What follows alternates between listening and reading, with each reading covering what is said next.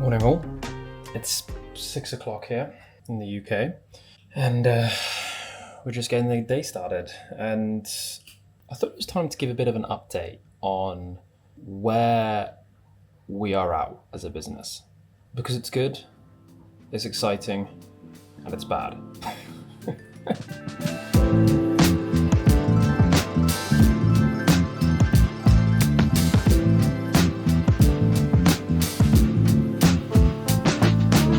So what is the bad?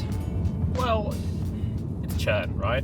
I've discussed it before and I'll discuss it again. Churn is an issue for us. I think churn's an issue for a lot of startup PLG companies. There's a lot of effort and time that goes into trying to work out how to make the product sticky. I think fundamentally the way that our marketing through to product is kind of shaped right now is totally flawed. Now, I will caveat, it's not all that bad.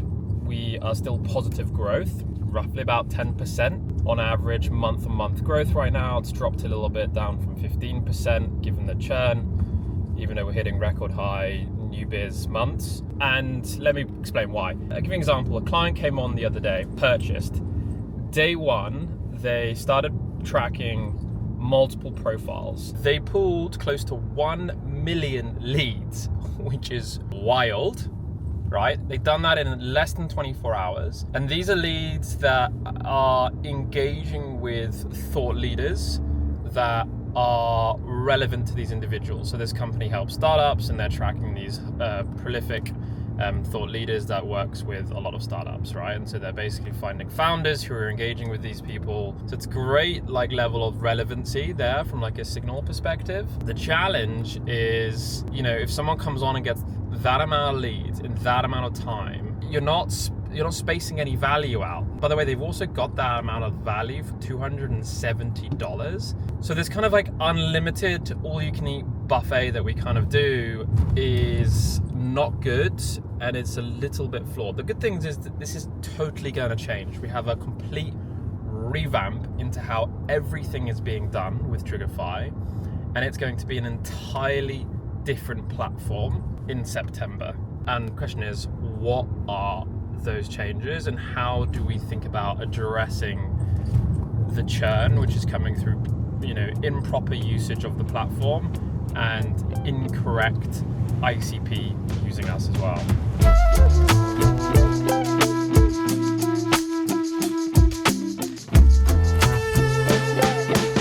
Growth at the moment is sitting roughly at around 10% month on month, but gross churn is also sitting at around 10 to sometimes 12% month on month, which is way too high. Like I said, it's improper use of the platform, it's the incorrect ICP. So with the introduction of new socials that we're tracking, with the introduction of these agentic social flows that we're also introducing, we're also changing the motion, right? I've spoken about this before. We're going from PLG to more service assisted, sales assisted. We're putting value back in the human, and I believe that there is going to be no moat with PLG, and the value lies with the person. Think about it like this, right? If everyone can make the same spaghetti, is spaghetti good? Is your spaghetti good or bad, right? But not everyone would make their own pasta, cook their own sauce, go to the local market to get the local produce, and that's the difference with what we're trying to do here.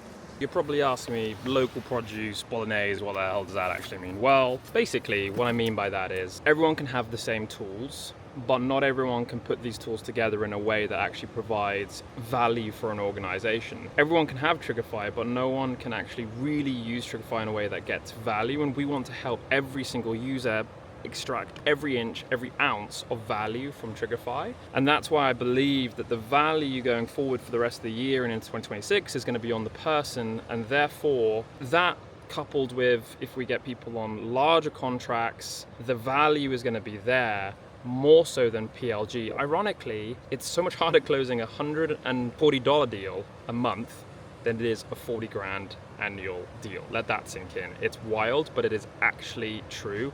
And those customers, by the way, are going to be a lot less difficult.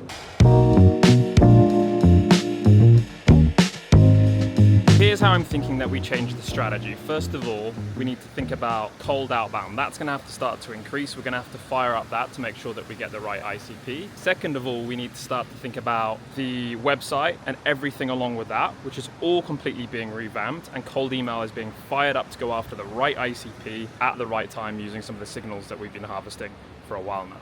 Once we have the right ICP and we're going after the right people through a combination of marketing, ads, cold email, it's then a question of how does the process work. And so the first step of the process effectively is obviously going to be me speaking to them, right? It's going to be an initial demo where I'm going to basically be consultative sell, nothing new, nothing groundbreaking there. Every individual that we take a demo with will have a POC if they're qualified. That POC will have a shared Slack channel, and we will basically create social flows for these individuals, and we'll track, maybe 3, 4, 5 signals and get value within that first kind of 7 to 14 days.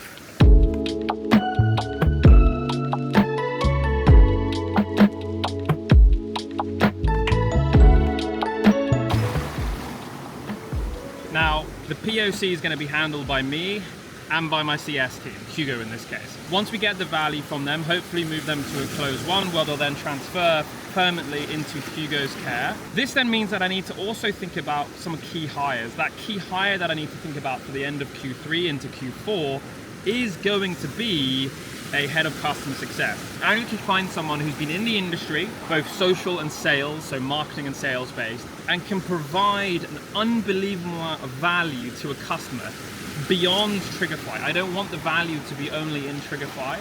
I want this person to be able to provide value and consult with them to a point that gets them past the value of Triggerfy. And then I want them to be able to reproduce that value and teach that into new reps that we bring on board. And that's where I'm going to put a lot of attention and focus. Once we start showing repeatable behavior there and we bring on enough clients, that's when I'll start then investing in new biz. But I'm going to do it, I think, like a way that a lot of people don't do. I'm going to invest more into CS before I invest more into CA, so more into client success more than into client acquisition. And that's going to be my strategy, and that's where I think the value is in a day and age where there's a billion different AI models coming out every single day, and there's fear-mongering going on between what is good and what is bad. That, I believe, is the answer, which is people. People will get the value, and that will get you the NRR, that will get you the retention that you need, that will get word of mouth spreading, and then we'll go from there. So let's summarize. Shit churn right now, yes.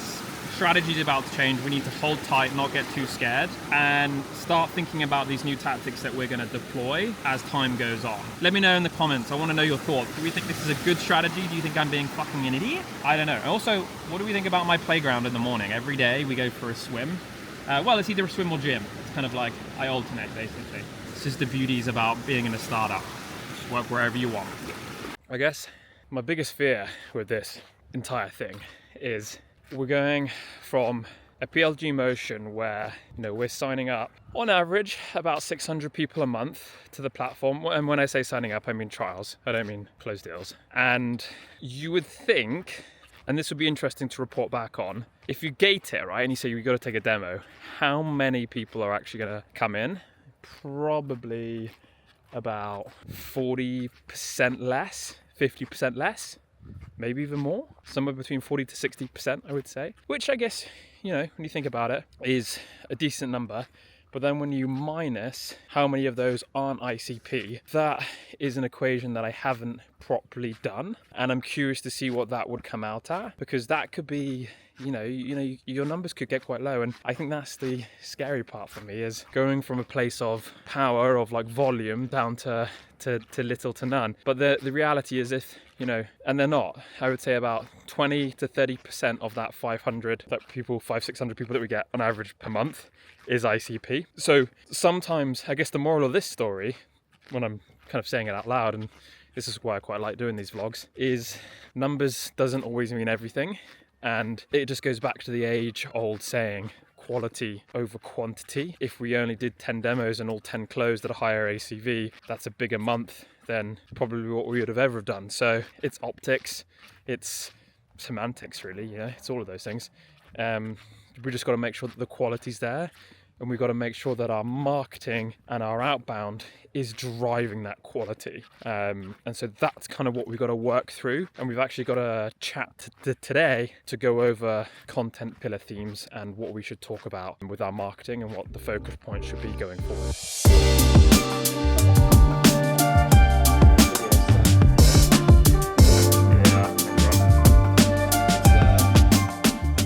Look at this marvelous. The Avengers marketing team assembles.